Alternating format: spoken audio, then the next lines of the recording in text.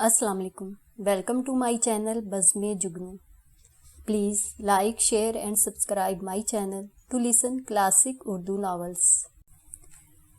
आज मैं राशिदा रिफ़त का नावल शुरू कर रही हूँ। एक दफ़ा का जिक्र है। शादाबाद की तमीर को एक अरसा गुजर चुका था। तमीर का मरहला तो बखैर खूबी तय हो गया था।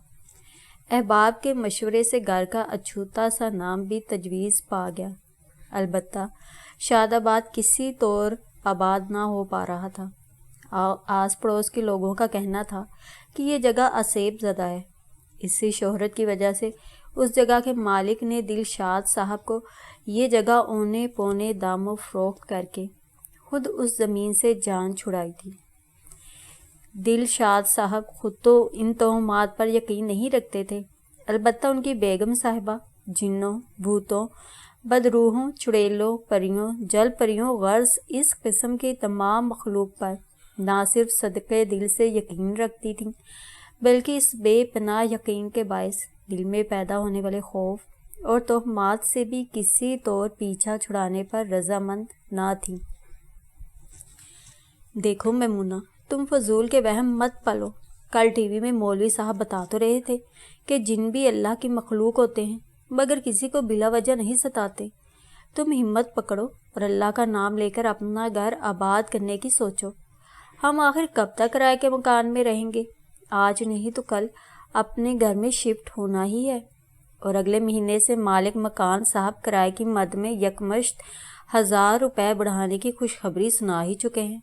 अब तुम खुद बताओ, अपने इतने शानदार घर को छोड़कर हम इस डरबे जितने मकान में रहें तो क्यों रहें? बस मैंने कह दिया, एकम से पहले हम अपने शादाबाद में शिफ्ट हो जाएंगे। दिलशाद साहब ने बीवी को अपना फैसला सुना दिया और मैमूना भी शोहर की बातों से किसी हद तक कायल हो गई।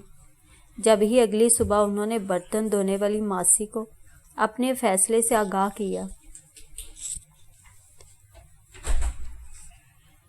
बस सुगरा, तूने इस महीने ही आना है। तनख्वाह तो मैंने तुझे एडवांस में दे ही दी है। अगले महीने हम इंशाल्लाह अपने शादाबाद में शिफ्ट हो रहे हैं। फिर इतनी दूर तो कहाँ आ पाएगी? मैं वहीं आस पड़ोस में फिर फरा के किसी मासी का बंदोबस्त करूँगी। हाँ हाय बाजी, आप उस भूत घर में बच्चों समेत शिफ्ट हो रही हैं। छोटे छोटे बच्चों का साथ है, कुछ तो ख्याल करें। सुगरा को जैसे लगी बंदी रोज़ी छूटने का शौक़ लगा था, सो मालकिन को उसके इरादे से बाज रखना चाहा। इन्हीं बच्चों का तो ख्याल है सुगरा। मैमूना ने गहरा सांस अंदर खींचा। अब तो खुद बता कि 3 छोटे छोटे कमरों वाले इस घर का 6000 किराया देते हुए हमारा जी नहीं दुखता। यही पैसे बचेंगे तो मेरे बच्चों की 100 ज़रूरतें पूरी होंगी। आखिरकार मैमूना मियाँ के नुक्ता नज़र की कायल हो गई थी, सो वही दलील सुगरा को दी। वो तो ठीक है बाजी, पर कहते हैं कि जिन्नों भूतों को उनकी जगह से बेदखल किया जाए तो बड़ा हंगामा मचाते हैं। सुगरा ने उन्हें डराना चाहा। नहीं सुगरा, कल टीवी पर मौलवी साहब बता रहे थे कि जिन भी अल्लाह की मखलूक होते हैं, किसी को बिला वजह नहीं सताते। सच तो ये था कि मैमूना टीवी पर आने वाले मौलवी साहब की सच्ची मोतक़िद थी और उन्हीं का प्रोग्राम देखने के बाद वो दिलशाद साहब की बात से मुत्तफ़िक हुई थी। आहो जी, कल टीवी पर वो जिन्नों वाला प्रोग्राम तो मैंने भी देखा था, लेकिन बाजी ज़रूरी तो नहीं कि आपके घर में बसने वाले जिन्नों ने भी देखा हो। ऐसा ही जाने अनजाने में किसी घर के बंदे को नुकसान पहुंचा दिया तो? सुगरा की बात पर मैमूना ने उसे घूर कर तो देखा, मगर उसकी बात उनके जी को लगी थी। और शाम को दिलशाद साहब घर वापस आए तो मैमूना अपने फैसले पर नज़रसानी कर चुकी थी। मैंने आपसे कहा था बेगम कि आहिस्ता आहिस्ता सामान की पैकिंग शुरू कर दें। इस महीने के आखिर तक हम इंशाल्लाह मकान खाली करके चाबी मालिक मकान के हवाले कर देंगे। मकान खाली करके चाबी तो हम मालिक मकान के हवाले कर देंगे, लेकिन हम शादाबाद जाकर नहीं रहेंगे। मैमूना ने 2 टोक अंदाज इख्तियार किया। तो फिर कहाँ रहेंगे? क्या सड़क के किनारे किसी फुटपाथ पर मुंतकिल हो जाएंगे या किसी ग्राउंड में शामियाना लगा कर रहेंगे? दिलशाद साहब भी जिच हो गए थे। तौबा है کیسی بدفعلی منہ سے نکالتے ہیں۔ اللہ نہ کرے کبھی ہمارے علاقے میں کوئی زلزلہ آئے۔ میمونہ نے جھرجھری لی تھی۔ تو پھر تمہاری بات کا مطلب کیا ہے؟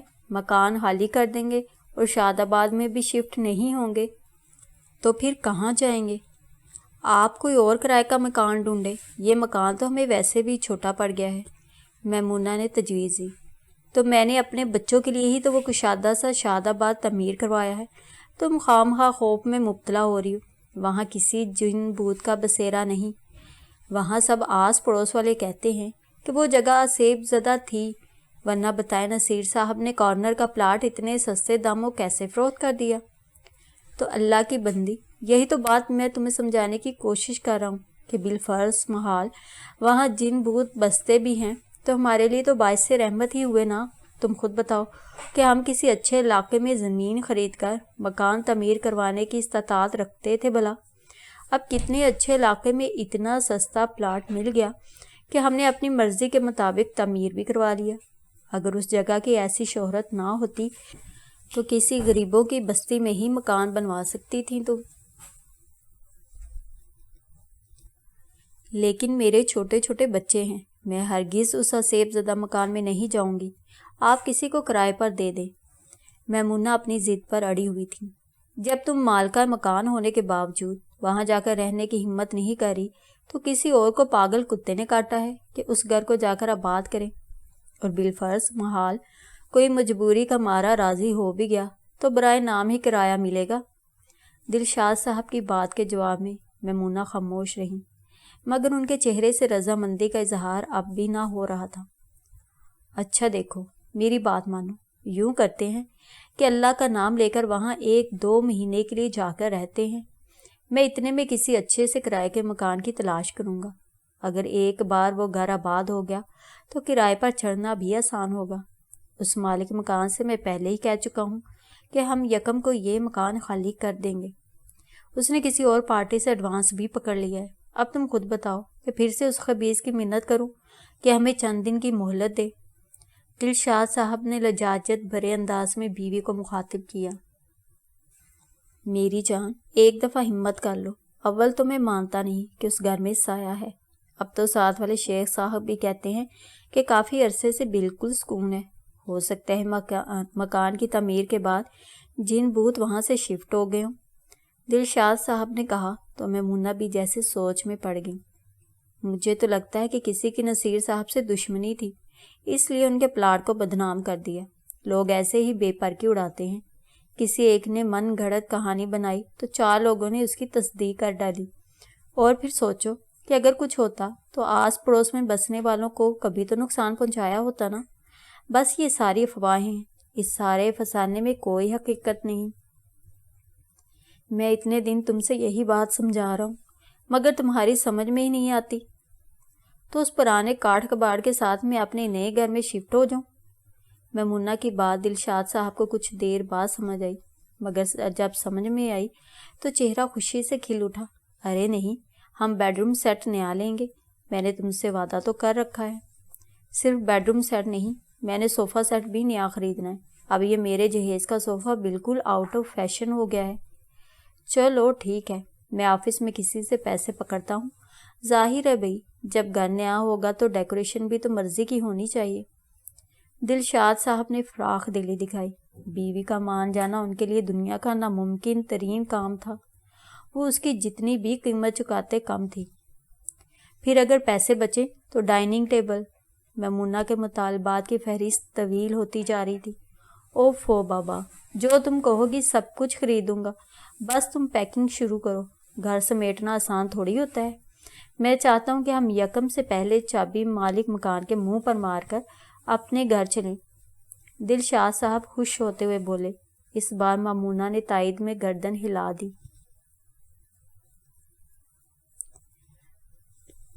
شاد آباد میں شفٹ ہوئے 20-22 دن ہونے کو آئے تھے، اور اب انہیں واقعی افسوس ہوتا تھا کہ لوگوں کی باتوں میں آ کر اتنے دن تک یہاں شفٹ ہونے میں لیت و لال سے کام لیا۔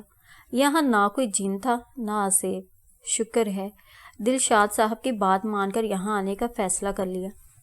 میمونہ بڑے سے گھر میں سرشار سی پھرتی رہتی۔ بچوں کا بھی یہاں آ کر خوب ہی دل لگ گیا تھا۔ وہاں کرائے کے مکان میں نہ تو صحن تھا، یہاں خوب بڑا سارا صحن۔ بچے ہوم ورک سے فارغ ہو کر خوب کرکٹ کھیلتے۔ گھر کی سیٹنگ سے فارغ ہو کر میمونہ نے میلاد اور قرآن خوانی کے ساتھ شاندار سی دعوت کا اہتمام کیا۔ رشتہ دار، دوست، احباب، پاس پڑوس والے لوگ، غرض سب کو ہی مدعو کیا۔ سب نے ہی خوش دلی سے مبارکباد اور تحائف دیے۔ ہاں، ان میں سے بہت سو نے دبے لفظوں میں پوچھا بھی، سنا ہے یہاں سایہ وغیرہ تھا؟ بھئی میں تو کہوں گی ایسے سائے والے گھر سب کو ملے۔ دیکھ نہیں رہی میرے بچوں کی صحت ماشاءاللہ نئے گھر میں آنے کے ساتھ کتنی اچھی ہو گئی ہے، ماشاءاللہ بھاگتے دوڑتے پھرتے ہیں۔ انہوں نے سنی نومی کو پیار سے دیکھتے ہوئے کہا، ہاں بات تو صحیح ہے، اللہ رہنا نصیب کرے۔ سب دعوت کھا کر دونوں میاں بیوی کے فیصلے کو سراہتے ہوئے رخصت ہوئے، اور رات کو کام نمٹاتے ہوئے میمونہ اتنا تھک کر چور ہوئی کہ اگلی صبح جب دلشاد نے انہیں معمول کے مطابق اٹھانا چاہا تو نیند کے مارے ان کی آنکھیں ہی نہ کھل پائیں۔ دیکھیں بہت نیند آ رہی ہے، آپ بچوں کے یونیفارم پریس کر کے انہیں اسکول کے لیے تیار کریں۔ رات کا نان قورمہ تو رکھا ہی ہے، بچے شوق سے کھا لیں گے، میں ذرا دیر بعد اٹھ کر نان گرم کر دوں گی۔ وہ کروٹ بدل کر پھر سو گئی۔ دلشاد صاحب نے بچوں کو جگایا، ان کا ہاتھ منہ دھلوایا اور پھر کپڑے استری کر کے انہیں تیار کیا۔ شکر ہے اپنے کپڑے انہوں نے رات کو سونے سے پہلے خود ہی استری کر لیے تھے، اندازہ تھا کہ اگلی صبح بھی خود ہی کرنے پڑیں گے۔ ہاں بچوں کا خیال بھی اس وقت آ جاتا تو لگے ہاتھوں یہ کام بھی نمٹا دیتے۔ خیر اپنے اور بچوں کے جوتے پالش کیے، ان کے بستے اور اپنا بریف کیس چیک کیا۔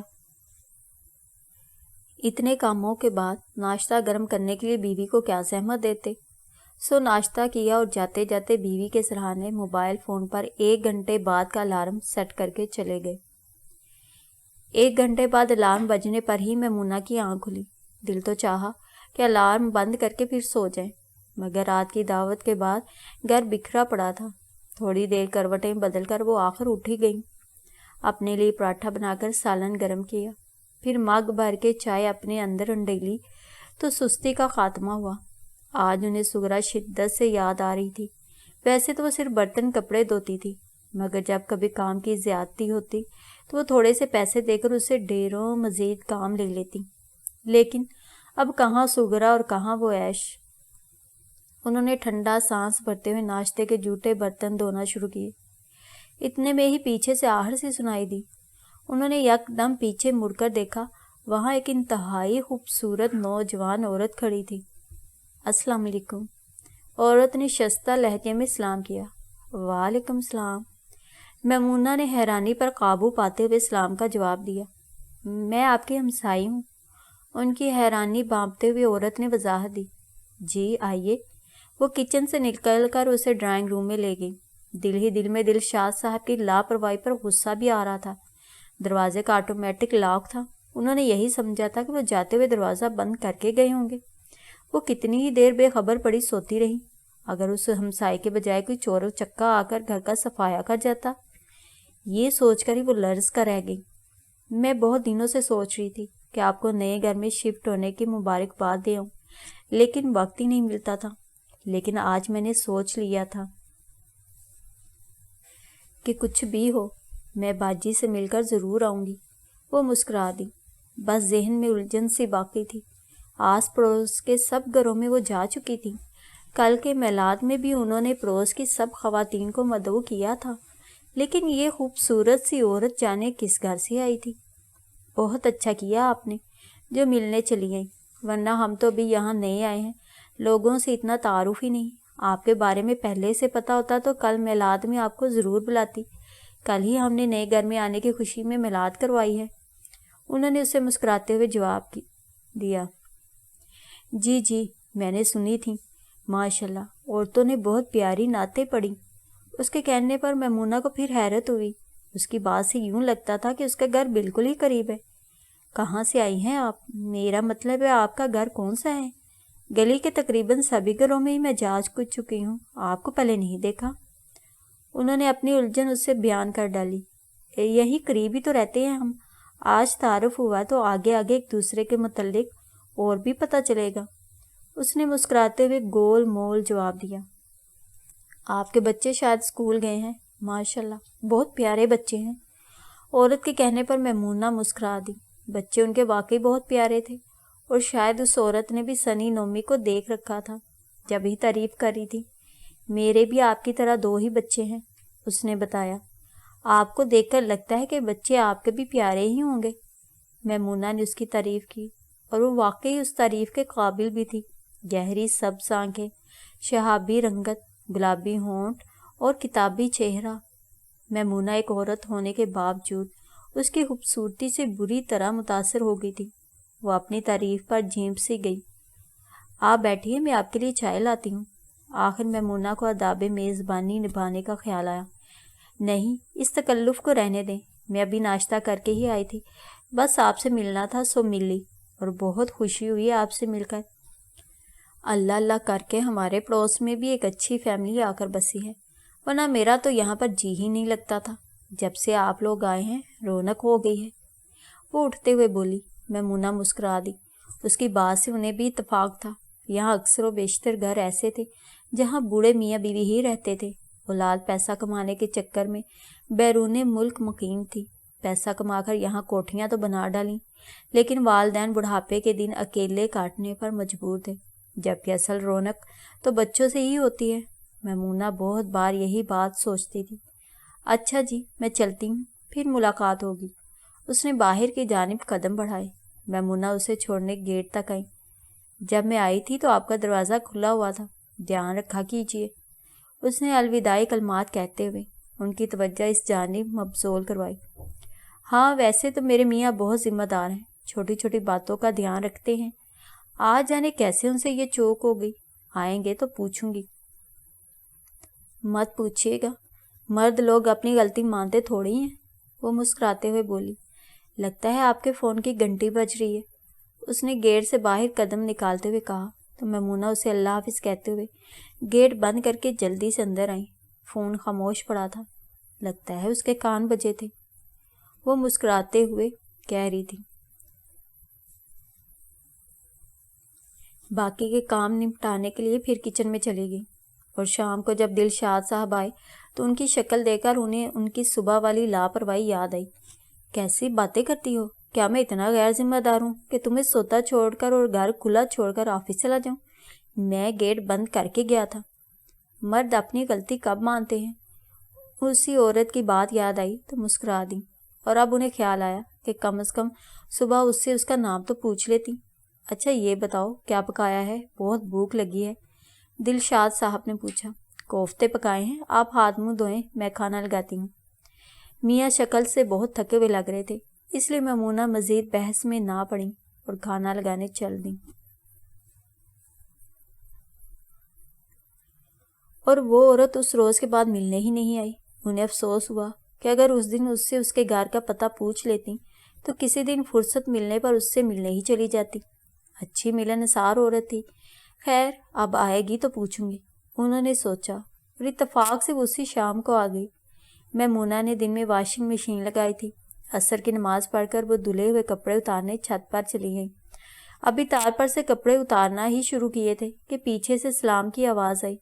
انہوں نے مڑ کر دیکھا تو وہی تھی۔ بچے نیچے ٹی وی دیکھ رہے تھے، انہوں نے بتایا کہ آپ اوپر ہیں، اس لیے میں اوپر ہی چلی آئی۔ آپ کو زحمت تو ہوگی لیکن نیچے ہی چلتے ہیں، یہاں تو بیٹھنے کے لیے مناسب جگہ بھی نہیں۔ میمونہ نے اسے نیچے ہی لے جانا چاہا۔ اوپر چھت پر ٹوٹی پھوٹی چارپائیاں اور کچھ کاٹ کباڑ رکھا تھا۔ گھر کا حلیہ ابتر سا تھا، اور اب بھی بے تکلفی سے چھت پر چلی گئی۔ میمونہ ٹھہری صدا کی اسٹیٹس کانشیس، سو اسے نیچے لے جانا چاہا۔ موسم اچھا ہو رہا ہے، یہیں بیٹھ جاتے ہیں باجی۔ وہ بے تکلفی سے ایک چارپائی گھسیٹ کر بیٹھ گئی۔ میمونہ بھی ہاتھ میں پکڑے کپڑے دوسری چارپائی پر ڈال کر اس کے سامنے بیٹھ گئی۔ اس روز تم جلدی میں تھی تو میں تمہارا نام ہی پوچھنا بھول گئی، میمونہ نے اب قدرے بے تکلفی سے کہا۔ جب انہیں باجی بنا چکی تھی تو وہ کیوں آپ جناب کرتی؟ میرا نام؟ وہ کچھ جھجکی، پھر ہولے سے بولی، مہر النساء۔ جیسے تم خود پیاری ہو ویسے ہی تمہارا نام پیارا ہے۔ میمونہ نے تعریف کی تو وہ جھیم کر ہنس پڑی۔ شکریہ، آپ بہت فراخ دلی سے تعریف کرتی ہیں، اور مجھے حیرت ہے اپنے لیے یہ تعریف سن کر، ورنہ مجھے آج سے پہلے کسی نے بتایا ہی نہ تھا کہ میں بہت خوبصورت ہوں۔ وہ ہنسی تو اس کے موتیوں جیسے ہموار دانت بھی جگمگا اٹھے۔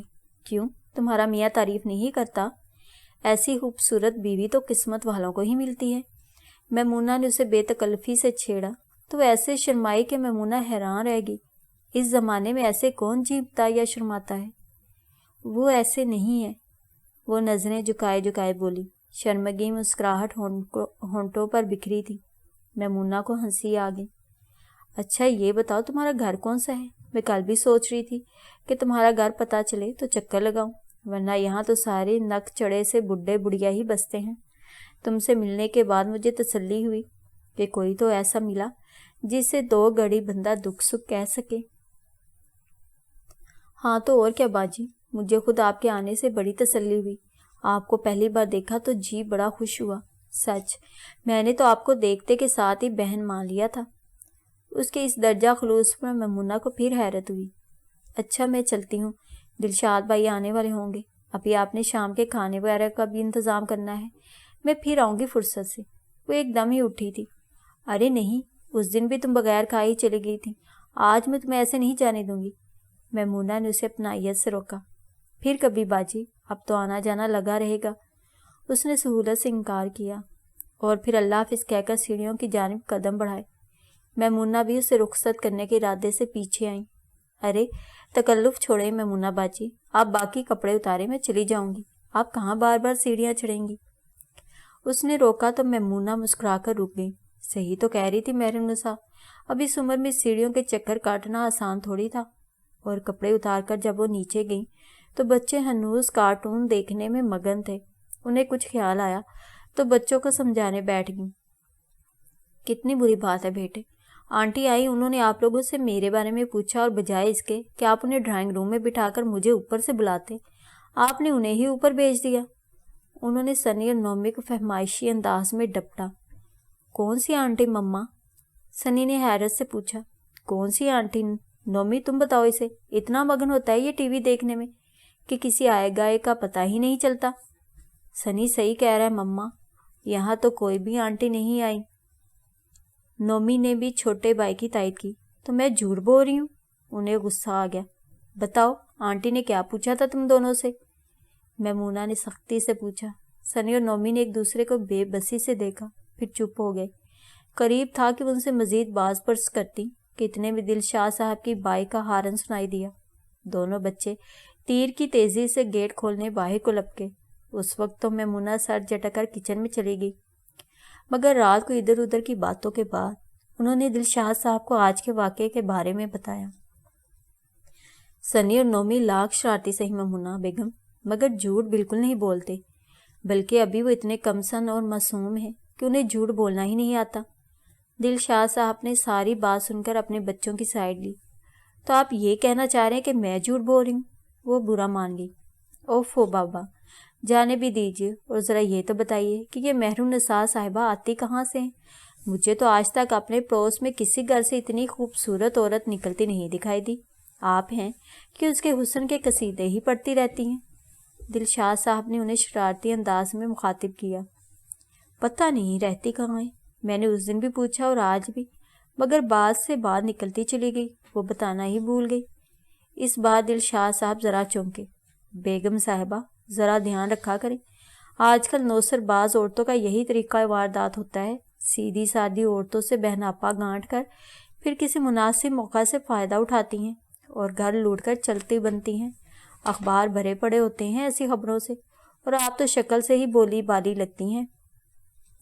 دلشاد صاحب نے دانستہ بیوقوف کی جگہ بولی بالی کا لفظ استعمال کیا۔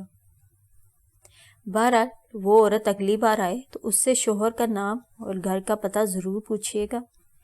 اچھا بس، آپ مرد لوگ تو ہر کسی کو شک کی نگاہ سے دیکھتے ہیں، اتنی بھلی عورت ہے وہ۔ میمونہ نے اس وقت تو دلشاد صاحب کی بات کو سنجیدگی سے نہ لیا، لیکن بعد میں غور کیا تو میاں کی باتوں میں وزن تھا۔ اس بار آئے گی تو پوری معلومات لوں گی، انہوں نے دل میں مصمم ارادہ کیا۔ اور 3 دن بعد ہی کی بات تھی، جمعہ کا دن تھا۔ دلشاد صاحب نماز جمعہ کے لیے نہا دھو کر تیار ہو چکے تھے۔ سنی اور نومی بھی جمعہ کی نماز پڑھنے باپ کے ساتھ جاتے تھے، لیکن آج انہیں تیار ہونے میں کچھ دیر ہو گئی تھی۔ بہت دیر ہوگی، خطبہ ہی نہ نکل جائے۔ دلشاد صاحب نے گھڑی پر نگاہ ڈالی۔ آپ جائیں، قریب ہی تو مسجد ہے، دونوں بھائی آ رہے ہیں آپ کے پیچھے، انہوں نے کہہ کر ایک بار پھر باتھ روم کا دروازہ بجایا۔ سنی کے بچے نکلو جلدی سے، نومی تیار ہے۔ بس آ گیا مما، یہ کلف والے کپڑے چپکتے ہیں، آستین میں بازو ہی نہیں جا رہا تھا۔ سنی باتھ روم سے نکلتے ہوئے بولا۔ میمونہ نے جلدی سے اس کی کنگھی کی اور دلشاد صاحب کے پیچھے روانہ کیا۔ مما گیٹ بند کر لیجیے گا۔ سنی دوڑتے دوڑتے ہانک لگا گیا تھا۔ کر لوں گی، انہوں نے جواب دیا اور پھر خود وضو کے ارادے سے واش روم میں گھس گئی۔ وضو کر کے باہر نکلی تو سامنے بیڈ پر مہر نساء کو بیٹھا دیکھ کر بری طرح چونکی تھی۔ وہ ہمیشہ یوں ہی اچانک آتی تھی۔ السلام علیکم میمونہ باجی، اس نے انہیں نام لے کر سلام کیا اور پہلی بار انہوں نے اس کے متعلق کچھ مشکوک ہو کر سوچا۔ انہوں نے آج تک اسے اپنا نام نہیں بتایا تھا، لیکن وہ ہمیشہ انہیں نام لے کر مخاطب کرتی تھی۔ دلشاد صاحب صحیح کہہ رہے تھے، مجھے ہی چوکنا ہونا پڑے گا۔ ایسی ہی عورتیں تو ہوتی ہیں جو اپنی معصوم شکل کا فائدہ اٹھا کر گھر لوٹ کر چلتی بنتی ہیں۔ انہیں پہلی بار گھبراہٹ ہوئی۔ وہ اس وقت گھر میں بالکل اکیلی تھی۔ کیسے آنا ہوا مہر نساء؟ انہوں نے حواس پر قابو رکھتے ہوئے مصنوعی مسکراہٹ چہرے پر سجائی۔ بس آپ سے ملنے کو جی کر رہا تھا، وہ سادگی سے بولی۔ میمونہ کے جی میں تو آیا کہ پوچھے، بی بی ایسی کون سی خاص بات نظر آئی تمہیں مجھ میں جو ہر دوسرے دن بنا بات ملنے چلی جاتی ہو؟ آج کل کے دور میں اتنی فراغت کس کے پاس ہوتی ہے؟ لیکن اس وقت اس سے اس طرح کی بات کہنے کا مقصد اسے چوکنا کرنا تھا، اس لیے میمونہ نے ضبط سے کام لیا۔ میں نے کل بریانی بنائی تھی، ساتھ والوں کو بھی بھجوائی اور سامنے والوں کو بھی۔ تمہارا خیال آیا، لیکن گھر کا ہی نہیں پتا تھا۔ اس روز بھی بات سے بات نکلتی چلی گئی اور تم بتانا بھول گئی۔ کہاں ہے تمہارا گھر مہر نساء؟ میمونہ نے مسکرا کر دریافت کیا۔ وہ ایک لمحے کو چپ ہو گئی اور اس کی خاموشی کو میمونہ نے پوری طرح محسوس کیا تھا۔ گھر اسی کالونی میں ہے باجی، ہلکے سبز رنگ کا گیٹ ہے، اسی رنگ کے کھڑکیوں میں شیشے لگے ہیں۔ ایک لمحے کی خاموشی کے بعد مہر نساء نے بتا ہی دیا۔ اور تمہارے شوہر کا نام؟ میمونہ پوری تفتیش کے موڈ میں تھی۔ عبدالحی، وہ دھیمے لہجے میں بولی۔ میمونہ کو دل ہی دل میں شرمندگی محسوس ہوئی، بلا وجہ شک کیا بیچاری پر۔ شاید اس کے گھر کے مالی حالات اتنے اچھے نہیں تھے، اس لیے وہ میمونہ کو اپنا گھر دکھانا نہیں چاہ رہی ہوگی۔ اس کی ہچکچاہٹ کی واحد وجہ میمونہ کے دماغ میں یہی آئی تھی۔ کچھ دیر ادھر ادھر کی باتوں کے بعد وہ اٹھ کھڑی ہوئی۔ میں تو نماز پڑھ کر آئی تھی، لیکن آپ نے ابھی تک نماز نہیں پڑھی۔ نماز پڑھ لیجئے میمونہ باجی، وقت تنگ پڑ جائے گا، میں پھر آؤں گی۔ ہمیشہ کی طرح اس نے میمونہ کو اپنے گھر آنے کی دعوت دینے کے بجائے پھر خود آنے کا کہا اور چلی گئی۔ میمونہ نے بھی سب باتوں کو جھٹک کر نماز کی نیت باندھ لی۔ ذرا دیر بعد دلشاد صاحب اور بچے آ گئے۔ بہت بھوک لگ رہی ہے بیگم، انہوں نے آتے ساتھ ہی نعرہ لگایا۔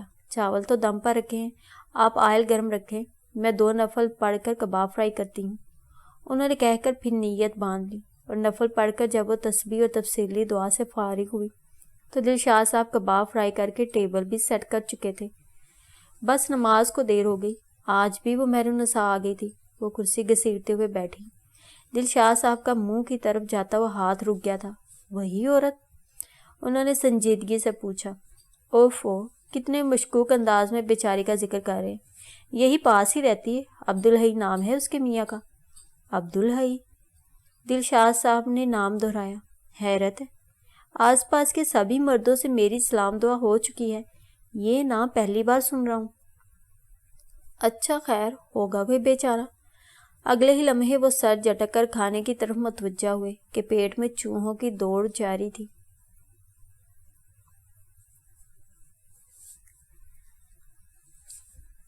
کیا نام بتایا تھا تم نے اس عورت کے میاں کا؟ مغرب کی نماز پڑھ کر دلشاد صاحب گھر آئے تو میمونہ سے پوچھا۔ کون عورت؟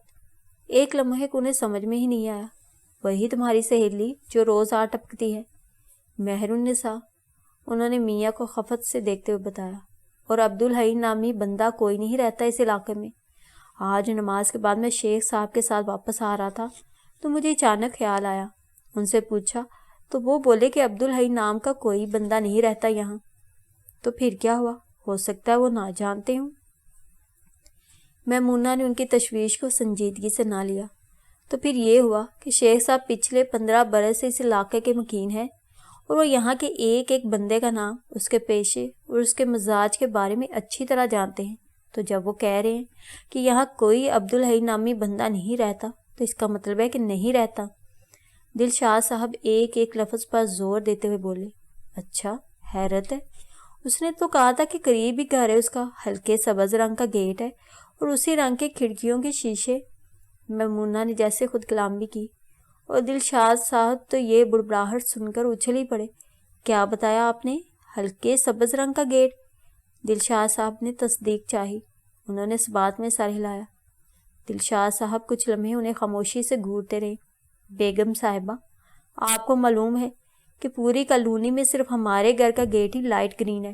میں نے پورے علاقے کا سروے کر کے یہ رنگ اس لیے منتخب کیا تھا کہ سب سے منفرد نظر آئے۔ اس بار میمونہ بھی چونکی۔ یعنی؟ انہوں نے نا سمجھی سے میاں کو دیکھا۔ یعنی یہ کہ وہ عورت کوئی بہت بڑی فراڈ ہے اور آپ کو مسلسل بے وقوف بنائے جا رہی ہے۔ اب آپ کو مسلسل چوکس رہنا ہے۔ میری غیر موجودگی میں گیٹ لازمی بند رکھنا ہے۔ ذرا سی بھی لاپرواہی ہمیں بہت بڑا نقصان پہنچا سکتی ہے۔ میں کالونی کے چوکیدار سے بھی بات کروں گا کہ آج کل ذرا الرٹ رہے۔ انہوں نے سمجھایا تو میمونہ نے اس بات میں سر ہلا دیا۔ اندر سے وہ بری طرح سہم چکی تھی۔ عقل مندی یہی تھی کہ جس طرح میاں کہہ رہے ان کی ہدایات پر عمل کریں۔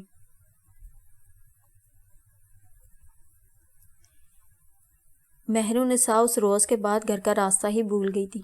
میمونہ نے دل ہی دل میں خدا کا شکر ادا کیا، ورنہ ان کے دل میں بری طرح خوف بیٹھ چکا تھا۔ اور اب مہرالنساء کے ساتھ اپنی پہلی ملاقاتیں یاد آتی تو بہت سی باتیں جن پر پہلے دھیان بھی نہیں دیا تھا اب غور کرنے پر اس کے کردار کو مزید مشکوک بنا رہی تھی۔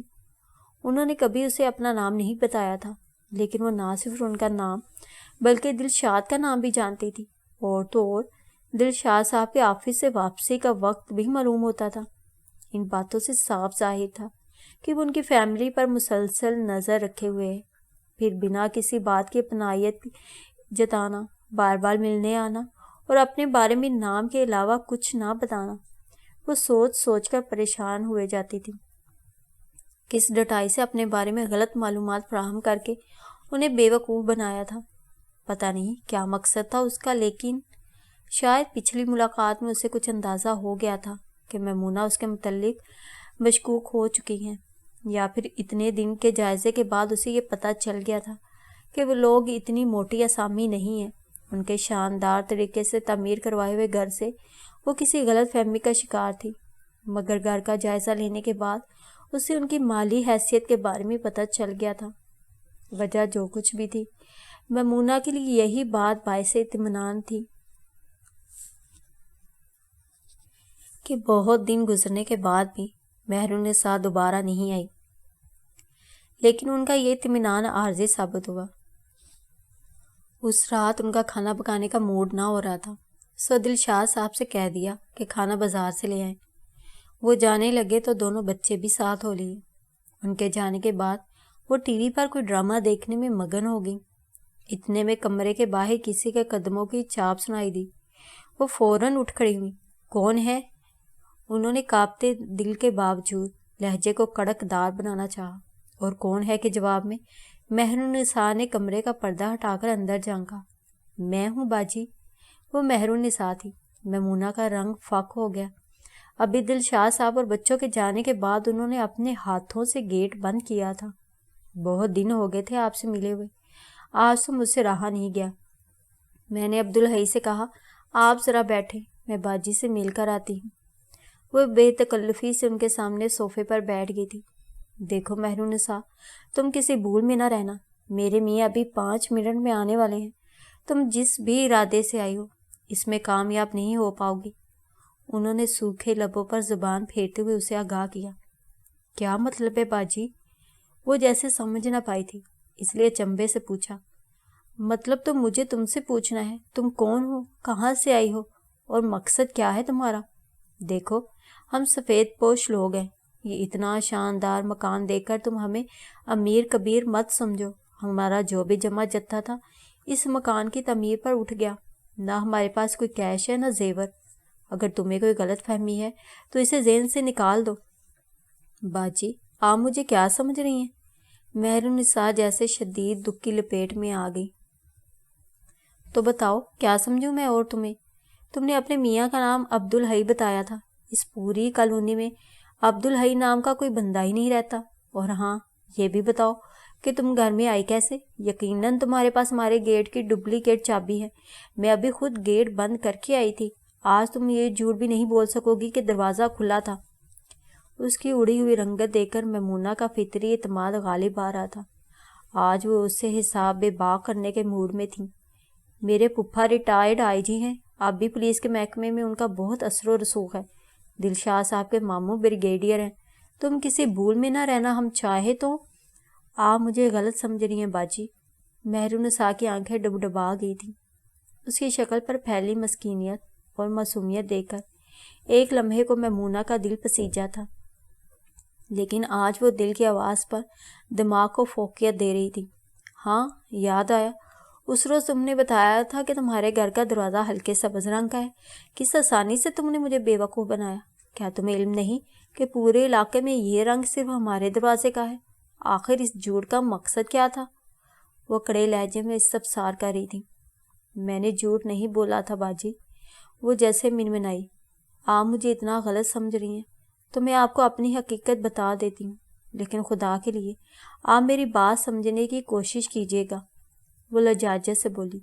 دیکھتے ہیں اب کیا کہانی سناتی ہے۔ میمونہ نے دل میں سوچا، لیکن کچھ بولے بنا اسے خاموشی سے تکتی رہی۔ میں نے جھوٹ نہیں بولا تھا باجی، میں واقعی آپ کی ہمسائی ہوں، بلکہ نہیں، شاید ہمسائی کہنا بھی غلط ہوگا، کیونکہ آپ اور ہم ایک ہی گھر میں تو رہتے ہیں۔ وہ دھیمے لہجے میں بولی۔ یعنی؟ میمونہ کو بات بہت دیر میں سمجھ آئی تو آنکھیں خوف اور حیرت کی زیادتی سے پھیل گئیں۔ میں انسان نہیں ہوں باجی۔ اس کے اس انکشاف پر میمونہ کو لگا جیسے خوف کی زیادتی سے ان کا دل رک جائے گا۔ یعنی تم ہکلاہٹ کے مارے ان سے بات مکمل نہ ہوئی۔ آپ مجھ سے خوف مت کھائیے، میں آپ کو اسی لیے یہ بات نہیں بتانا چاہ رہی تھی۔ وہ ان کی حالت دیکھ کر گھبرا گئی۔ تم بدروح؟ نہ باجی، اس نے جیسے تڑپ کر ان کی بات کاٹی۔ میں کوئی بدروح یا سیب نہیں ہوں، میں محض ایک جن زادی ہوں۔ آپ کی طرح ہم بھی اللہ کی مخلوق ہیں۔ کیا چاہتی ہو تم مجھ سے؟ وہ باقاعدہ کانپ رہی تھی۔ میں تو صرف آپ سے دوستی کرنا چاہ رہی تھی۔